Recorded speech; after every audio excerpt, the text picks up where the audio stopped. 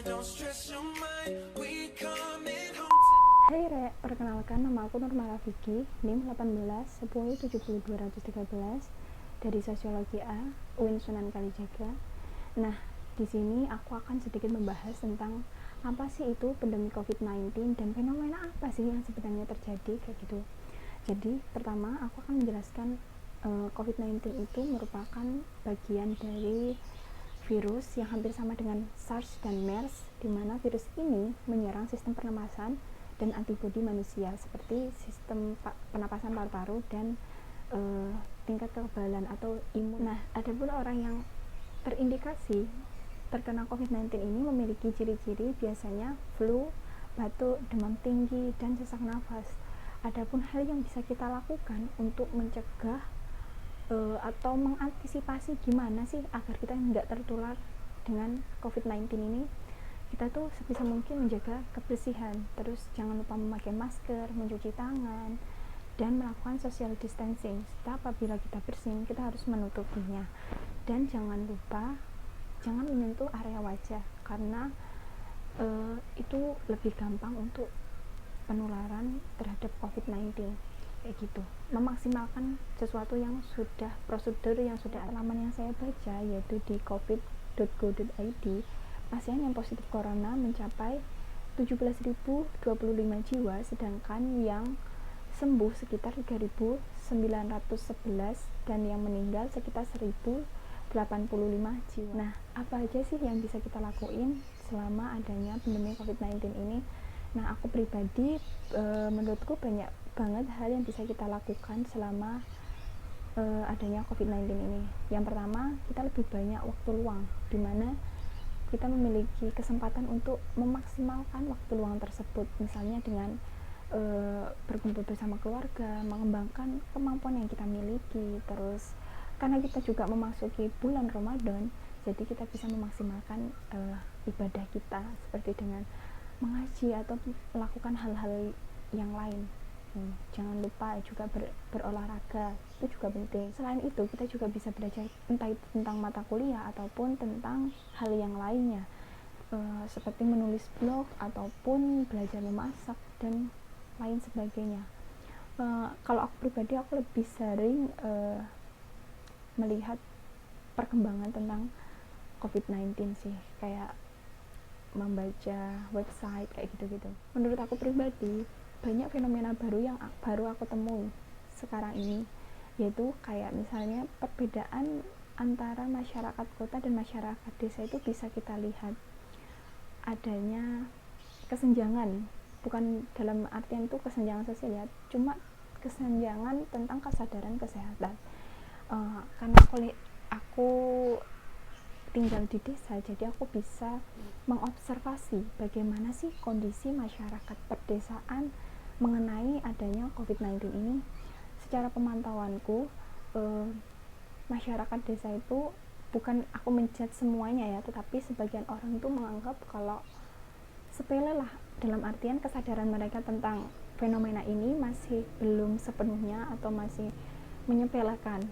Kayak mereka tuh biasanya beranggapan bahwa kalau COVID-19 ini bisa tersebar bagi mereka yang telah melakukan perjalanan ke luar negeri. Padahal menurut data terbaru, banyak dari kita yang terpapar itu bukan hanya orang yang melakukan perjalanan dari luar negeri, tetapi orang yang dalam negeri pun ketika mereka melakukan interaksi dengan orang yang selesai melakukan perjalanan dari luar negeri, kemungkinan terpapar virus COVID-19 ini ya sangat rentan kayak gitu. Jadi kita juga tidak bisa menjudge hanya sebatas itu. Jadi kita juga harus berjaga-jaga diri dimanapun dan kapanpun, karena kita kan nggak tahu, gejalanya juga nggak bisa langsung diketahui, harus membutuhkan waktu 14 hari apakah bisa dinyatakan dia positif corona atau tidak.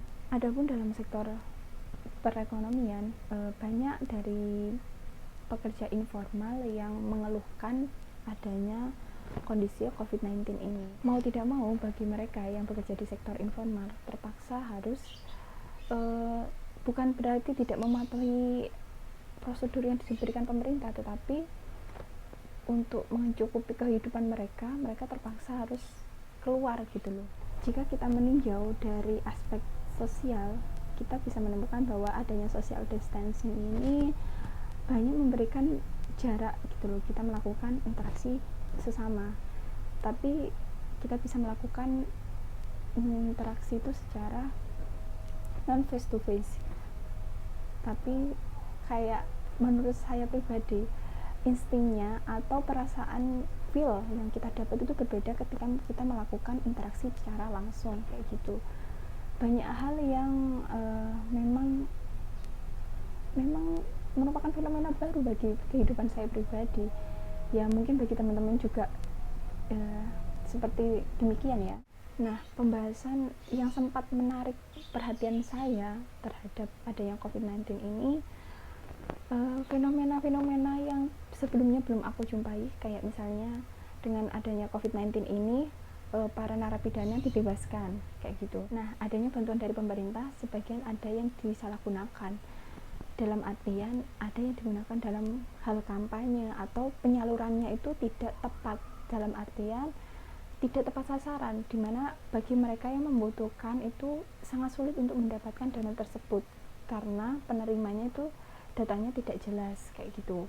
Terus yang ketiga, aku juga banyak menemukan istilah-istilah baru seperti kayak misalnya ODP, PDP, terus lockdown, PSBB, terus kayak misalnya antara mudik dan pulang kampung itu berbeda teman-teman kayak gitu. Terus kayak misalnya isolasi mandiri, karantina kayak gitu, yang menurutku itu merupakan istilah-istilah baru yang sebelumnya mungkin memang sudah ada, tapi asing lah di telinga kita karena kita juga baru saja mengekspos istilah-istilah tersebut. Kita tuh nggak bisa langsung berpangku tangan kepada kebijakan pemerintah. Sebisa mungkin kita juga memaksimalkan diri mendukung semua kebijakan yang telah diberikan pemerintah agar pandemi ini segera berakhir. Kayak nggak harus pemerintah aja yang berkontribusi, kita sebagai masyarakat juga harus mendukung. Misalnya dengan adanya lockdown, ya kita lakukan semaksimal mungkin. Kalau misalkan kita memang terpaksa untuk keluar, ya nggak apa-apa, tapi dalam keadaan yang terpaksa dengan alasan yang kuat gitu. Kalau misalnya kita nggak penting buat keluar, ngapain kita keluar? Itu malah kayak bukan untuk menekan angka penularan, tapi kita kayak memberikan peluang penularan lebih tinggi kayak gitu kan. Kalau bukan dari kita yang memulai, siapa lagi kayak gitu. Jadi butuh kesadaran diri masing-masing. Selain itu aku juga menemukan istilah herd immunity, di mana herd immunity ini sekumpulan orang dikumpulkan pada suatu tempat. Tujuan dari adanya herd immunity ini untuk menguji kekebalan tubuh manusia agar dapat beradaptasi dengan virus. Jadi bagi mereka yang memiliki tingkat kesehatan yang tinggi dan imun yang kuat, maka mereka akan dapat bertahan dengan adanya herd immunity ini. Tetapi apabila mereka memiliki tingkat kesehatan yang rendah dan tingkat imun yang lebih rendah, maka tingkat penularan atau terpapar virus itu lebih rentan kayak gitu. Ya memang dengan adanya herd immunity ini memungkinkan tingkat kematian akan lebih tinggi. Ya kita juga tidak bisa langsung memastikan apakah pemerintah akan melakukan herd immunity, tapi kita juga bisa lihat di beberapa kebijakan pemerintah seperti mulai dibukanya pusat perbelanjaan, terus kayak instansi pemerintahan dan sekolah mulai dibuka secara umum. Ya hal yang bisa kita lakukan dengan adanya herd immunity adalah mengubah pola hidup, dimana kita harus lebih sadar tentang kebersihan dan kesehatan, terus sebisa mungkin mengatur pola makan, terus sering berolahraga, terus kayak ya melakukan hal-hal yang positif dan tidak lupa berdoa. Kita selalu berdoa semoga kita dilindungi dari semua pandemi COVID-19 ini, seperti itu. Dan kita berdoa semoga angka kematian dan angka yang positif corona atau COVID-19 ini dapat segera menurun sehingga pandemi ini akan segera berakhir. Terlepas dari itu semua, kita juga tidak bisa menjudge apakah itu termasuk dalam bentuk konspirasi atau bukan, karena kita juga belum bisa menemukan data-data yang menunjukkan secara valid apakah bisa dikatakan sebagai bentuk konspirasi. Ini hanya praduga sementara. Jadi sebisa mungkin kita mencari hal preventifnya, yaitu menjaga diri pada diri masing-masing, menjaga kesehatan, dan menumbuhkan keyakinan bahwa pandemi ini pasti akan berlalu, kayak gitu. Harapan dari saya pribadi, semoga COVID-19 ini bisa cepat berakhir dan sebisa mungkin kita menumbuhkan kesadaran dalam diri kita dan orang sekitar kita bahwa kita tuh harus mengatasi COVID-19 ini secara bersama-sama. Bukan hanya para tenaga medis saja, tapi dari kita maupun pemerintah bisa mungkin harus saling berkontribusi dan saling mematuhi apa yang sudah menjadi kebijakan pemerintah. Sekian dari saya. Apabila dalam video ini banyak terdapat kekurangan, saya mohon maaf. Adapun video ini saya peruntukkan untuk memenuhi tugas akhir saya tentang materi sosiologi pembangunan. Sekian dari saya. Wassalamualaikum warahmatullahi wabarakatuh.